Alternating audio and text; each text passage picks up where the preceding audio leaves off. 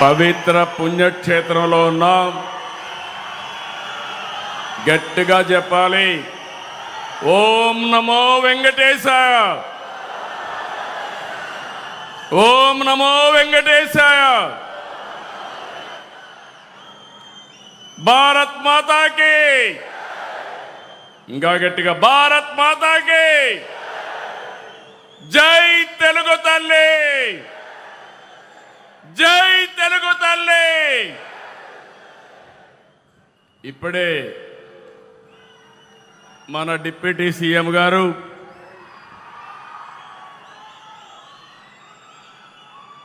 జనసేన అధినేత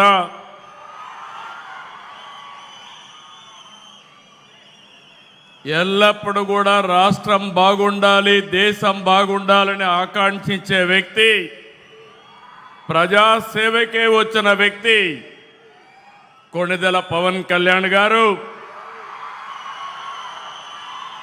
రాష్ట్ర బీజేపీ అధ్యక్షులు మాధవ్ గారు, కేంద్ర మంత్రివర్యులు కింజరపు రామ్మోహన్ నాయుడు గారు, Telugu Desam party working president Lokesh గారు, కేంద్ర మంత్రివర్యులు పెమ్మసాని చంద్రశేఖర్ గారు, సహచర మంత్రివర్గ సభ్యులు స్థానిక శాసనసభ్యులు పులివర్తి నాని గారు, పార్లమెంట్ సభ్యులు ప్రసాదరావు గారు, గౌరవ ఎంపీలు, గౌరవ ఎమ్మెల్యేలు, గౌరవ ఎమ్మెల్సీలు, కార్పొరేషన్ అధ్యక్షులు, ఎన్డీఏ 3 పార్టీలకు సంబంధించి బ్రహ్మరథం పట్టడానికి కార్యక్రమానికి వచ్చిన మీ అందరికీ మరొక్కసారి అభినందనలు, శుభాభినందనలు. నా రాజకీయ ప్రయాణం ఈ తిరుపతిలోనే మొదలుపెట్టాను, ఇక్కడే పుట్టాను. నాకు పునర్జన్మ ఇచ్చిన 7 కొండల వాడి చెంత ఈరోజు మీటింగ్ చూస్తే నమ్మకం, అది కూడా ఎన్డీఏ ప్రభుత్వం పైన. 2 ప్రభుత్వాలు, మొన్నే ప్రధానమంత్రి నరేంద్ర మోడీ గారు 10వ తారీఖున 12 సంవత్సరాలు ప్రజల చేత ఎన్నికైన మొట్టమొదటి ప్రధానమంత్రి నరేంద్ర మోడీ గారు. మీరందరూ కూడా ఇదే రోజున ప్రమాణ స్వీకారం చేశాం. 2 ఏళ్ళు అయ్యింది.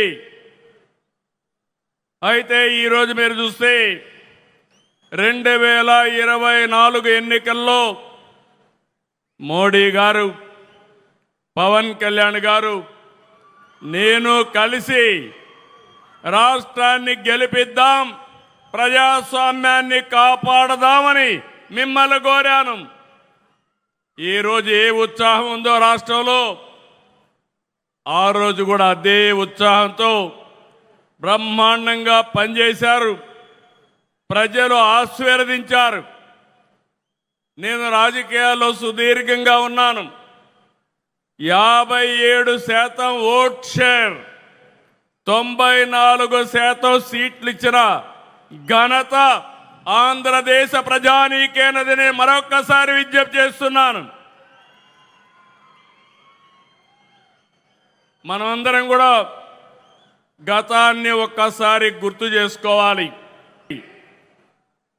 ప్రజాస్వామ్య పోకడలు లేవు. ఇంకో పక్కన 2014లో విభజన వల్ల కొంత నష్టపోయాం. 1924 విధ్వంసమైంది. దీనివల్ల అన్ని రంగాల్లో సంక్షోభం, వ్యవస్థలు నిర్వీర్యం. 2019లో ప్రజావేదిక కూల్చివేతతో మొదలైన విధ్వంస పాలన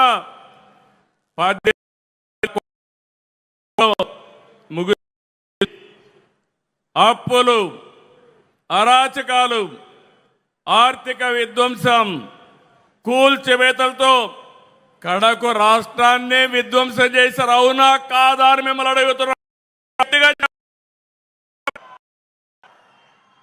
ఇది మనకెప్పుడు గుర్తుండాల్సిన అవసరం ఉంది. కేంద్రం 12 సంవత్సరాల్లో బ్రహ్మాండంగా అభివృద్ధి చేశారు. నరేంద్ర మోడీ గారు అభివృద్ధి, సంక్షేమం, సుపరిపాలన మనకు అందిస్తే ఈ 5 సంవత్సరాలు దాన్ని అందిపుచ్చుకోకుండా కడాన మీరు చూస్తే కేంద్ర పథకాలను పక్కన పడేశారు. సాగు అనేటి ప్రాజెక్టులను పాడుపెట్టారు. ఎంత దారుణం అంటే ఇన్వెస్టర్స్ని వేధించి వెంటాడి తరిమేశారు. యువత భవిష్యత్తు పైన దెబ్బకొట్టారు.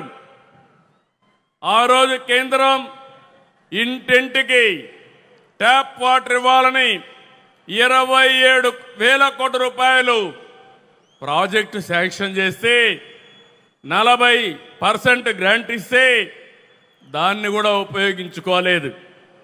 దీంతో కేంద్రం అన్ని పథకాలు నిలిపేసింది. అలాంటి చీకటి పాలన నుంచి మీ అందరినీ చూశాం. 3 పార్టీలు పోరాడాం, విడివిడిగా పోరాడాం. ఆ రోజు పోరాడితే మన వాళ్ళందరిపైన ఎక్కడికక్కడ కేసులు పెట్టారు. కొంతమందిని అందరినీ జైల్లో పెట్టారు. ఈ మీటింగ్లో నేను చూస్తున్నాను, ఎంతో మంది బాధితులు ఉన్నారు. అరాచకాలు జరిగాయి. ఆ చీకటి పాలనను తీల్చుకొని ఈరోజు మనందరం కూడా ప్రజాపాలన వచ్చింది. ఆ రోజు నన్నే కాదు, కడాన మీరు చూస్తే ఇంత అనుభవం ఉండే నన్ను ఒక్క నోటీస్ ఇవ్వకుండా జైల్లో 53 రోజులు పెట్టారు. అదే మరి పవన్ కళ్యాణ్ గారిని అడుగడుగునా హెరాస్ చేశారు. అవునా కాదా గుర్తు తెచ్చుకోమని మరొక్కసారి విజ్ఞప్తి చేస్తున్నా. ఎన్నికల్లో విజయాన్ని చూసి మురిచిపోలేదు, రాష్ట్ర దుస్థితి చూసి కుంగిపోలేదు. నేను 4వ ముఖ్యమంత్రి. హైదరాబాద్ని అభివృద్ధి చేయడంలో, తెలుగు జాతిని ప్రపంచ పటంలో పెట్టడంలో ఆ రోజు పనిచేశాను. 4వ ముఖ్యమంత్రి అయితే ఎంత లోతుకెళ్తే ఎక్కడ చూసినా ఆఘాతాలే, ఎక్కడా నిధులు లేవు, డిపార్ట్మెంట్స్ అన్ని విధ్వంసం అయిపోయినాయి, అధికార యంత్రాంగం నిర్వీర్యమైపోయింది. ఆ రోజు నేను ఒక నిర్ణయం చేసి 7 వైట్ పేపర్ల మీ ముందర పెట్టాను, అన్ని విషయాలు పెట్టాను. ఈ రోజు కూడా 2 ఏళ్ల సందర్భంగా మళ్ళీ విజ్ఞప్తి చేస్తున్నా. మళ్ళీ ఈరోజు ఏమున్నావో అన్ని విషయాలు చెప్తాను. ఇక్కడ దాపరికం లేదు. ఒక ప్రజా ముఖ్యమంత్రిగా, ఈ ప్రజా ప్రభుత్వాన్ని నడిపించే వ్యక్తిగా మీకు అన్ని విషయాలు చెప్తారని ఆంధ్రప్రదేశ్ రాష్ట్రానికి ప్రజలందరికీ విజ్ఞప్తి చేస్తున్నా. మీరు ఆ రోజు తీసుకున్న విజ్ఞత, ఆ విజ్ఞతే డబుల్ ఇంజన్ సర్కార్ ఎన్డీఏ ప్రభుత్వానికి ఓటేసి రాష్ట్రాన్ని గెలిపించిన రాష్ట్ర ప్రజలకి మరొక్కసారి శిరస్సు వంచి మనస్సాక్షిగా నమస్కారాలు తెలియజేస్తున్నా. ఈ రాష్ట్రాన్ని మీరు కాపాడారు. దేశం దూసుకెళ్తా ఉంది. ఆంధ్రప్రదేశ్ రాష్ట్రం విధ్వంసానికి గురైంది. విజ్ఞత చూపించారు. రాజకీయ పార్టీలు సమైక్యంగా పనిచేశారు. ఆ ఫలితమే ఈరోజు ఈ రాష్ట్రాన్ని రక్షించుకోగలిగాం. మళ్ళీ వెంటిలేటర్ పైన ఉన్న రాష్ట్రానికి కేంద్రం ఆక్సిజన్ ఇచ్చి బతికిచ్చిందని చెప్పి కూడా నేను మీకు తెలియజేస్తున్నా. నేను ఒక విషయం చెప్పాలి. రాత్రికి రాత్రి అన్ని చేసేసాం, అన్ని సాధించేశాం అని నేను ఎప్పుడూ చెప్పడం లేదు. ప్రతి ఒక్కరూ ఈ రాష్ట్రంలో గుర్తుపెట్టుకోవాలి. నేను గర్వంగా చెప్తాను, ఆ రోజు ఈరోజు ప్రజలందరూ కూడా శాంతియుతంగా ఉండగలుగుతున్నారంటే, లా అండ్ ఆర్డర్ ఉందంటే, మీ ఆస్తులకు రక్షణ ఉందంటే అది ఎన్డీఏతోనే సాధ్యమైందని మరొక్కసారి మీకు విజ్ఞప్తి చేస్తున్నా. ఈరోజు మీరు చూస్తే విధ్వంసన వ్యవస్థల్ని ఎక్కడికక్కడ మళ్ళీ ఘాట్లో పెట్టే పని చేస్తున్నాం. దీనికి కేంద్రం సహకరించింది. Polavaram, Amaravati, Visakhapatnam steel plant, railway జోన్తో సహా అనేక విషయాల్లో కేంద్రం అండగా నిలబడింది. ఇంకో పక్క ఎన్డీఏ పాలనలో ఇటు రాష్ట్రంలో అటు దేశంలో అనేక కార్యక్రమాలు జరుగుతున్నాయి. మీరు ఒక విషయం గుర్తుపెట్టుకోవాలి. నిన్నే నేను చెప్పాను, 21st century belongs to Narendra Modiji. 2001లో ప్రధానమంత్రి అయ్యాడు. 2001లో గుజరాత్లో సీఎం అయ్యాడు. 2014లో ప్రధానమంత్రి అయ్యాడు. 25 సంవత్సరాలుగా వరుసగా ఎన్నికల్లో గెలవడమే కాకుండా ఓటమి ఎరగని నాయకుడు నరేంద్ర మోడీ గారని చెప్పి నేను మీ అందరికీ విజ్ఞప్తి చేస్తున్నా. అందుకే నేను ఒక మాట చెప్పాను, ఈ 20 అటు గుజరాత్లో కానీ ఇటు ఢిల్లీలో కానీ అనేక కార్యక్రమాలు చేయగలిగారు. 12 ఏళ్ళు ఉన్నారు. 25 కోట్లకు పైగా ప్రజల్ని పేదరికం నుంచి విముక్తి కలిగించారు. 2014లో 91 కిలోమీటర్ల నేషనల్ హైవేలుంటే ఈరోజు 1,46,000 కిలోమీటర్లు తీసుకొచ్చారు. ఆ రోజు 74 ఎయిర్పోర్ట్లుంటే ఈరోజు 160కి పెంచారు. 11 కోట్ల మరుగుదొడ్లు కట్టారు. ఇంటింటికి కొళాయిలు ఇవ్వాలని 80% పూర్తి చేసే బాధ్యత తీసుకున్నారు. 160 వందే భారత రైళ్లు తెచ్చారు. 4 కోట్ల మంది పేదలకి ఇళ్ల నిర్మాణం చేశారు. ఇవన్నీ చిన్న విషయాలు కాదు. ఇటీవల మీరు చూశారు ఆపరేషన్ సింధూర్. కబద్దార్, ఎవరైనా మా జోలుకొస్తే ఏం చేస్తావో చేసి చూపించిన ఘనత నరేంద్ర మోడీ గారిది. ఈ విషయంలోనే కాదు, మీరు ఒక్కసారి గుర్తుపెట్టుకోవాల్సింది అనేక విషయాల్లో చంద్రయాన్, గగన్యాన్ ఇలాంటి విషయాల్లో మన దేశ ప్రతిష్ట పెంచాయి. ఇలాంటి అనేక కార్యక్రమాలు ఇప్పుడు ఆయన చేసిన పనుల వల్ల ప్రపంచంలో మన గౌరవం పెరిగింది. భారతదేశ ప్రతిష్ట పెరిగింది. ఒక నమ్మకం వచ్చింది. 2047కి తిరుగులేని శక్తిగా భారతదేశం తయారవుతుందని మరొకసారి విజ్ఞప్తి చేస్తున్నా. అవును అంటే గట్టిగా చప్పట్లు కొట్టి అభినందించండి ప్రధానమంత్రి గారిని. 2 దిక్కళ్ళ ఎన్డీఏ ప్రభుత్వాలు ఉన్నాయి. కానీ ఈరోజు మనం గుర్తుపెట్టుకోవాల్సింది 5 సంవత్సరాల సమయాన్ని మనం అవకాశాల్ని పోగొట్టుకున్నాం. మళ్ళీ విధ్వంసం నుంచి ప్రారంభించాం. ఒక్కొక్క అడుగే ముందుకేస్తున్నాం.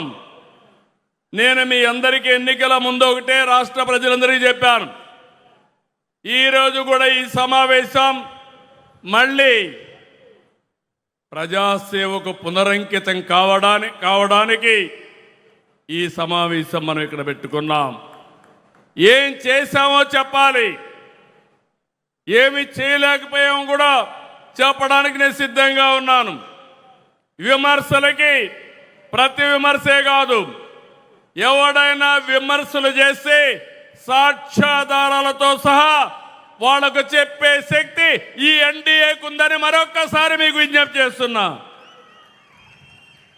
ఆ రోజు సంక్షేమం, అభివృద్ధి, సుపరిపాలన, ఈ మూడు విషయాలు సమర్థవంతంగా చేస్తామని చెప్పాం.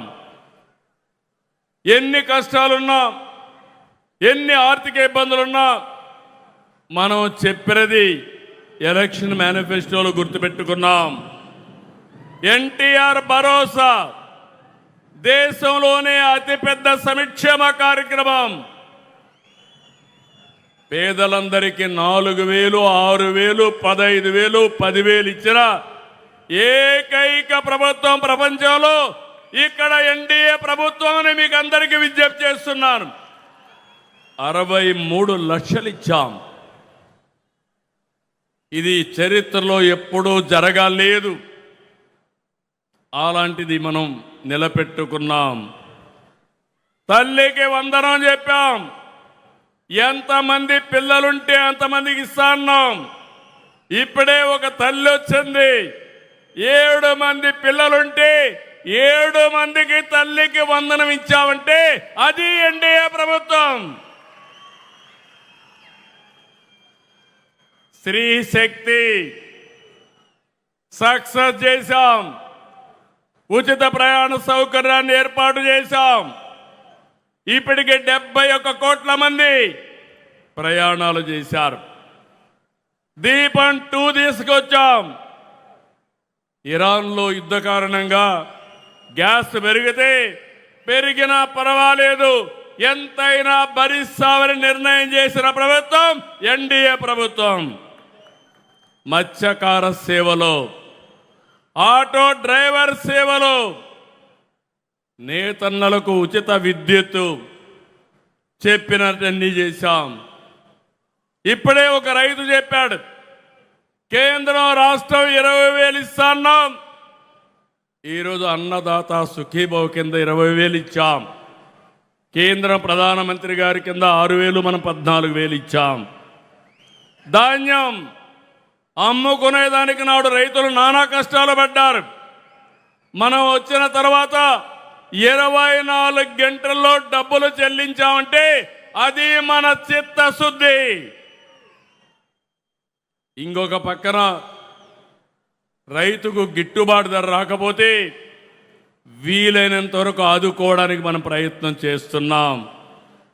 గీత కార్మికులు, వడ్డెర్లు, నేతన్నలు, అర్చకులు, నాయీ బ్రాహ్మణులు, పాస్టర్లు, ఇమాములు, మౌజములు, ఇలా అందరినీ గుర్తుపెట్టుకున్నాం.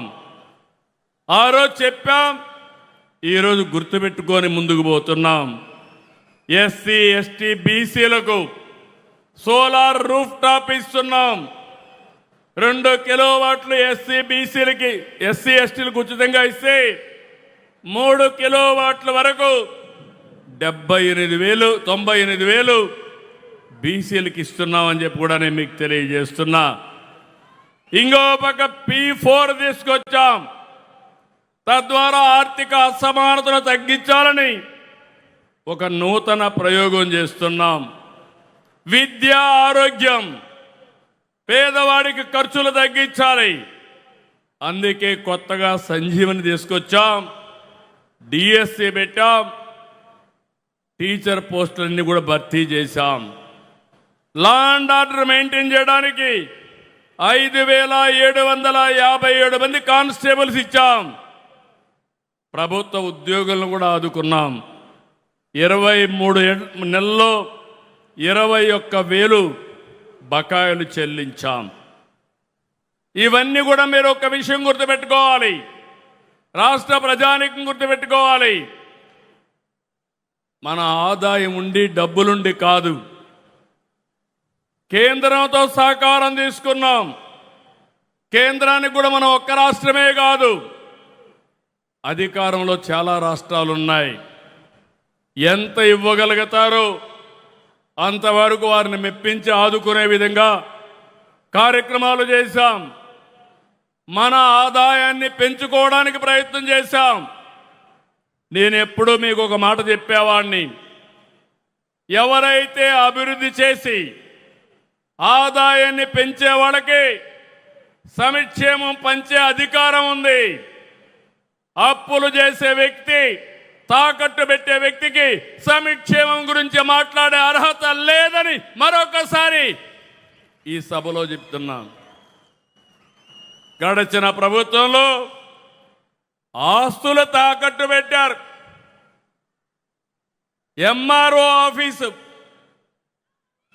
అదే మారిగా హాస్పిటల్ తాకట్టు పెట్టడం, కడాన మద్యాన్ని తాకట్టు పెట్టి వచ్చే ఆదాయాన్ని కూడా అప్పు తీసుకురావడం, ఎక్కడికక్కడ రాష్ట్రాన్ని తాకట్టు పెట్టిన వాళ్ళు ఈరోజు రాష్ట్రాన్ని గురించే మాట్లాడే అర్హత ఉందా తమ్ముళ్ళు అని మిమ్మల్ని అడుగుతున్నా.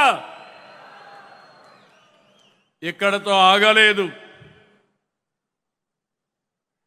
పోయిన సంవత్సరం అప్పుడు ప్రభుత్వం 3 రాజధానుల పేరుతో 3 ముక్కలాటాడి ప్రజల్లో చిచ్చు పెట్టే ప్రయత్నం చేశారు. ఈరోజు గర్వంగా చెప్తున్నా, 3 రాజధానులు కాదు, 3 ప్రాంతాలని విశాఖపట్నం, అమరావతి, తిరుపతి కేంద్రంగా అన్ని జిల్లాలు అభివృద్ధి చేసే బాధ్యత ఈ ఎన్డీఏ ప్రభుత్వానిది.